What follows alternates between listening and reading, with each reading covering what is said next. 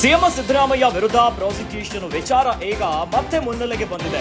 ಹೈಕೋರ್ಟ್ನಲ್ಲಿ ಸಿಎಂ ಸಿದ್ದರಾಮಯ್ಯ ಭವಿಷ್ಯ ನಿರ್ಧಾರ ಆಗುತ್ತೆ. ಇನ್ನು ಕೋರ್ಟ್ನಲ್ಲಿ ಪ್ರಾಸಿಕ್ಯೂಷನ್ ಸಂಬಂಧ ವಾದ ಪ್ರತಿವಾದಗಳಾಗಿದೆ. ಪ್ರಾಸಿಕ್ಯೂಷನ್ ಸಂಬಂಧ ಹೈಕೋರ್ಟ್ನಲ್ಲಿ ವಿಚಾರಣೆಯಾಗಿದೆ.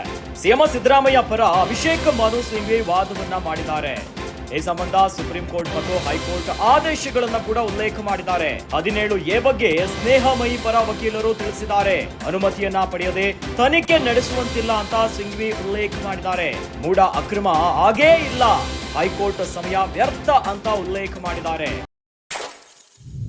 ರಾಜ್ಯ ರಾಜಕಾರಣದ ಪ್ರಾಸಿಕ್ಯೂಷನ್ ಪಾಲಿಟಿಕ್ಸ್ ಈಗ ಕೋರ್ಟ್ ಅಂಗಳದಲ್ಲಿದೆ. ಸಿಎಂ ಸಿದ್ದರಾಮಯ್ಯ ವಿರುದ್ಧ ರಾಜ್ಯಪಾಲರು ಪ್ರಾಸಿಕ್ಯೂಷನ್ಗೆ ಅನುಮತಿಯನ್ನ ಕೊಟ್ಟಿದ್ದಾರೆ. ಇದೇ ವಿಚಾರ ಈಗ ಹೈಕೋರ್ಟ್ನಲ್ಲಿದೆ. ಸಿಎಂ ಸಿದ್ದರಾಮಯ್ಯ ಭವಿಷ್ಯ ನಿರ್ಧಾರ ಆಗ್ತಾ ಇದೆ.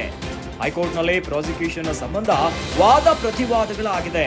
ಪ್ರಾಸಿಕ್ಯೂಷನ್ ಸಂಬಂಧ ಹೈಕೋರ್ಟ್ನಲ್ಲಿ ವಿಚಾರಣೆಗಳು ನಡೀತಾ ಇದೆ. ಇನ್ನು ಸಿಎಂ ಸಿದ್ದರಾಮಯ್ಯನವರ ಪರ ಅಭಿಷೇಕ್ ಮನು ಸಿಂಘ್ವಿ ವಾದವನ್ನ ಮಾಡಿದ್ದಾರೆ. ಈ ಸಂಬಂಧ ವಾದ ವಿವಾದಗಳಾಗುವಂತಹ ಹೊತ್ತಿನಲ್ಲಿ ವಿಚಾರಣೆಯ ಹೊತ್ತಲ್ಲಿ ಸುಪ್ರೀಂ ಕೋರ್ಟ್ ಮತ್ತು ಹೈಕೋರ್ಟಿನ ಕೆಲವು ಆದೇಶಗಳನ್ನ ಉಲ್ಲೇಖ ಮಾಡಿದ್ದಾರೆ. ಜೊತೆಯಲ್ಲಿ 17A ಬಗ್ಗೆ ಸ್ನೇಹಮಯಿ ಪರ ವಕೀಲರು ಕೂಡ ಕೋರ್ಟ್ಗೆ ತಿಳಿಸಿದ್ದಾರೆ.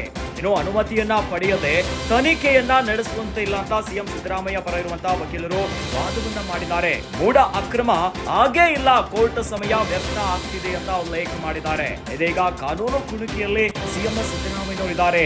ಹೈಕೋರ್ಟ್ ಅಂಗಳದಲ್ಲಿ ವಾದ ಪ್ರತಿವಾದಗಳು ನಡೀತಾನೆ ಇದೆ ಪ್ರಾಸಿಕ್ಯೂಷನ್ ವಿಚಾರಕ್ಕೆ ಸಂಬಂಧಪಟ್ಟಂತೆ.